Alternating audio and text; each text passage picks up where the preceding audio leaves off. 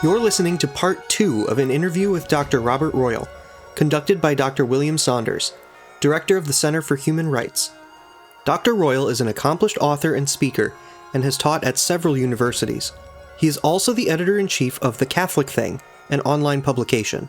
To listen to the rest of this interview, click the link in the description, or visit humanrights.catholic.edu. You know, Bob, in your article, you mentioned the Fulani, I believe, and people have heard of this, what you often hear is this conflict is about, bizarrely, having to do with global warming, that somehow this has made the Muslim cow owners of cattle have to infringe even more in farmland, which Christians have, and that's created this conflict. You know, there may be a tiny bit of truth in that, or there may be no truth in it, but fact is, these herdsmen are also feeling justified in the horrible things they do because of jihad and Muslim extremists towards Christians. I'll just mention one thing. Like I said, I started in Sudan. I've worked about the persecuted church for over 30 years. But I started in Sudan, and it was the same dynamic there, Bob, as here. You had Muslim herders infringing into area of the Dinka tribe and taking their land. Okay, yes, that had gone on before. What had happened? Well, in Sudan, the government had armed these herdsmen, and so they'd up the ante, and they used them as, you know, as a force of jihad.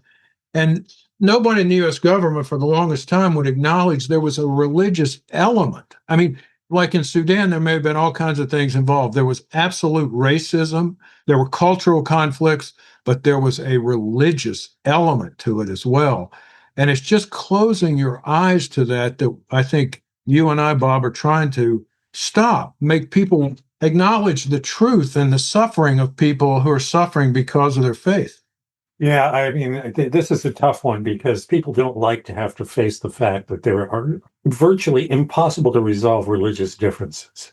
Several popes have kind of shied away from this question of Islam. One of the things that has happened, I mentioned this, of course, in my book, is that ISIS was largely defeated in the Middle East. ISIS is the Islamic State. It's a radicalized group trying to bring back the Muslim caliphate, which is, you know, the multinational kind of Islamic political structure, the way that the old Ottoman Empire and et cetera used to exist.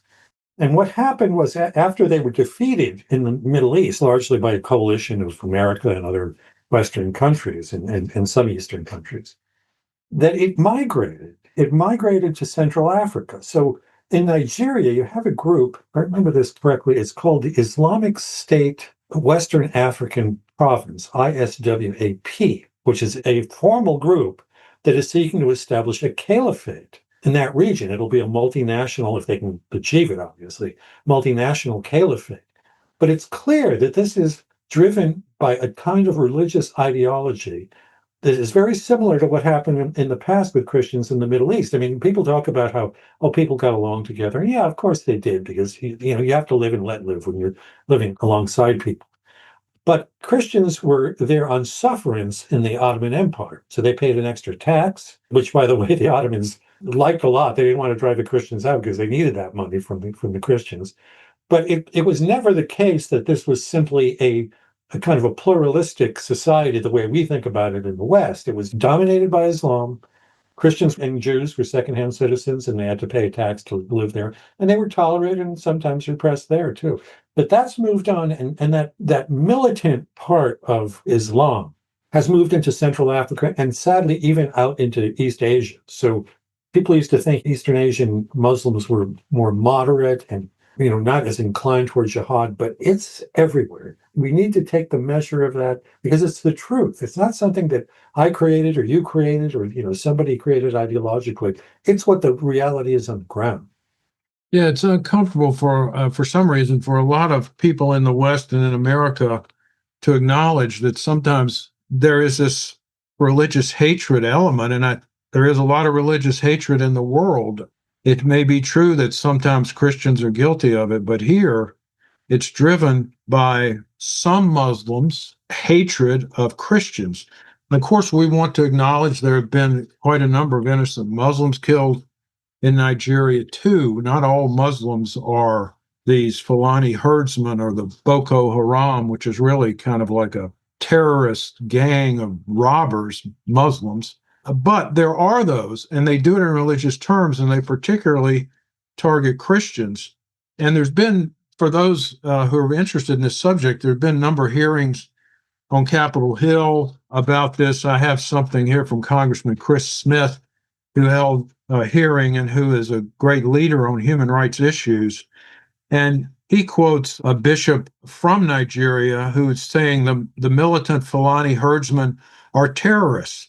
They steal and vandalize, they kill and boast about it, they kidnap and rape, and they enjoy total immunity from elected officials. And I want to say, because in my master's program, I have had students from Nigeria, that one of the big problems in Nigeria is the officials of the government not doing what they are required to do as government officials to protect innocent people.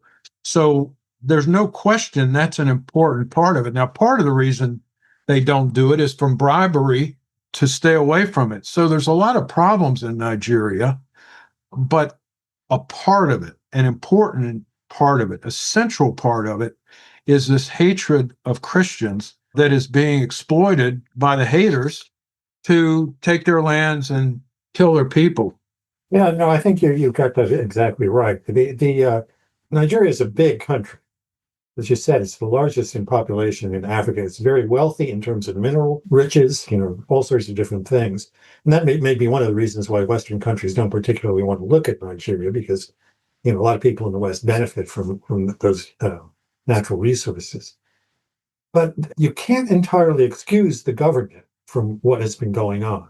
Now, since the attention of the world has been turned to Nigeria, the Nigerian president has said that he's hiring, I forget the exact figure, but it's, thousands of new police and military and whatnot.